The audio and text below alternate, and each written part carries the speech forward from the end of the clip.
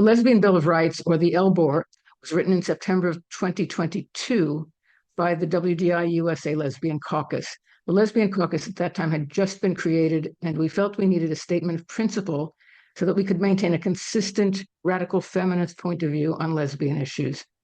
Our other idea was to supplement the declaration, specifically with respect to lesbians, to describe lesbian reality, lesbian rights, and lesbian political potential consistent with radical feminist principles. And the goal was to do these things in a way that would be acceptable to the largest possible number of lesbians, while also being able to speak consistently with a global radical feminist lesbian voice. We struggled to reach agreement on what should be included in the LBOR, and also on the precise wording of several contentious points that we did not all agree on. First off, it was simply hard to agree on what the LBOR should cover and what should be omitted. For instance, we considered including stuff about lesbian culture and lesbian spirituality, but ultimately decided against both. In hindsight, we think we made the right choices and struck a good balance between a big tent on the one hand and a consistent radical feminist lesbian voice on the other. I mean, you can't please every lesbian and still make consistent sense. I mean, sometimes, yay, go lesbians just isn't enough. As for its form, we modeled the LBOR after the Women's Bill of Rights, the WBOR, which was intended to provide the basis for a legislative bill that could be introduced, passed by a U.S. state or federal legislature, and become law. So like the WBOR, the LBOR mainly consists of a set of whereas clauses, to begin with whereas, that describe the problems that need to be addressed by the legislation, followed by a set of resolved clauses that define terms and create rights intended to address those problems. And of course, we would be delighted to have any state or nation anywhere in the world to use the LBOR as the basis for legislation to protect lesbians, right? At the heart of the LBOR is our definitions. They're stated plainly using reality-based radical feminist language that takes aim at patriarchy. Woman means adult human female. Girl means minor human female. Lesbian means human female homosexual, or a woman or girl who's exclusively same-sex attracted. Gender means sex-based stereotypes whose purpose is to force all women into a subordinate position in relation to all men. Compulsory heterosexuality means the patriarchal pressure, indoctrination, and coercion exercised on all women and girls to partner sexually with men and to serve men as sexual and domestic servants. Conversion therapy means attempts by members of the psychotherapy profession or by religious counselors or others to change a lesbian sexual orientation to include sexual attraction to or sexual acceptance of men, and man means adult human male. Lesbian Bill of Rights International, or LBORI, was created in July of 2023, so we're exactly 1 year old now. It is a global network of radical feminist lesbian organizations that have all adopted the Lesbian Bill of Rights. Present members include WDI USA's Lesbian Caucus, Lesbian Action Center Lots Related in Germany, Lesbian Resistance New Zealand, WDI Australia New Zealand Lesbian Caucus, Lesbian Action Group in Australia, Lesbicon in Norway, and Archilesbica in Italy. And we're currently talking with a Canadian group about joining us. If you're a member of a radical feminist lesbian organization, especially in a country that's not yet represented by LBORI, please feel free to contact me and apply for membership. We think our global radical feminist lesbian voice is crucial in the struggle against gender identity ideology because the assault on lesbian visibility and lesbian rights, and in fact, lesbian existence, is itself global.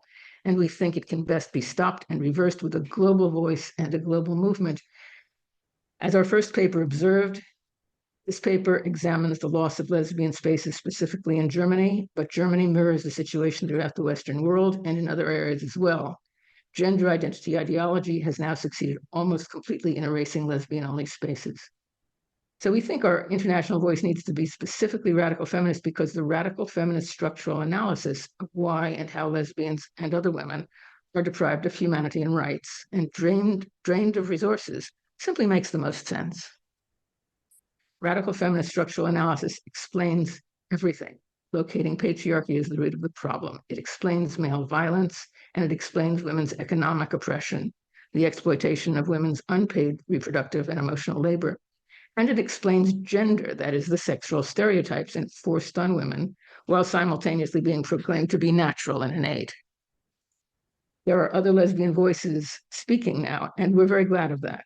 Some of them present a structural analysis based on Marxism and focused on economic oppression. Other lesbian voices simply say, we are here, we are lesbians, sex and sexual orientation are real, and we will not comply. We welcome them all, and we see our international radical feminist lesbian voice as unique and crucial in our shared fight. In the short year since our inception, we have written papers on both local topics of global interest, right, and global topics affecting all of our countries similarly or differently. These papers can all be found, among other places, on the WDI USA website, which is womensdeclarationusa.com.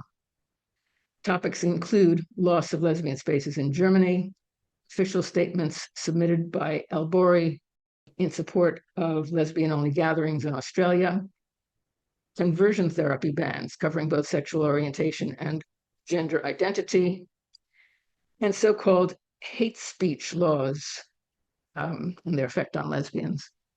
So using our unique attributes, we have been able to make the following statements, among others, in our various papers.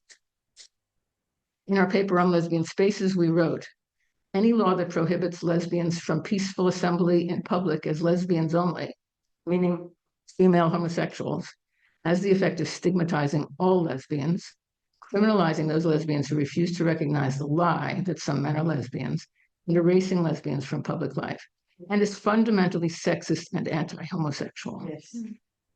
In a paper on combined conversion therapy bans, purportedly covering both sexual orientation and gender identity, we wrote, attempting to avoid performing either type of conversion therapy, either to change someone's sexual orientation or gender identity, in order to comply with legislation like this, will inevitably put the licenses, if not the liberty, of covered professionals and even parents at risk, because this legislation would frequently force them into an impossible legal and ethical dilemma.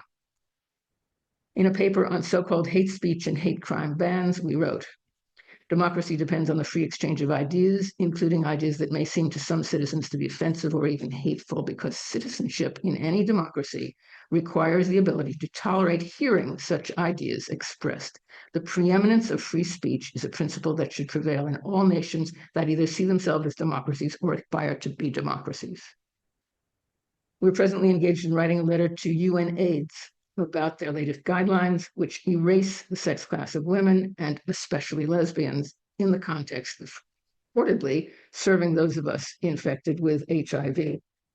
Our working draft says, the political, social, legal, and economic empowerment of lesbians needs to be specified as a goal of UNAIDS if this document is not to be discriminatory on its face. So today, we will look at self-ID law.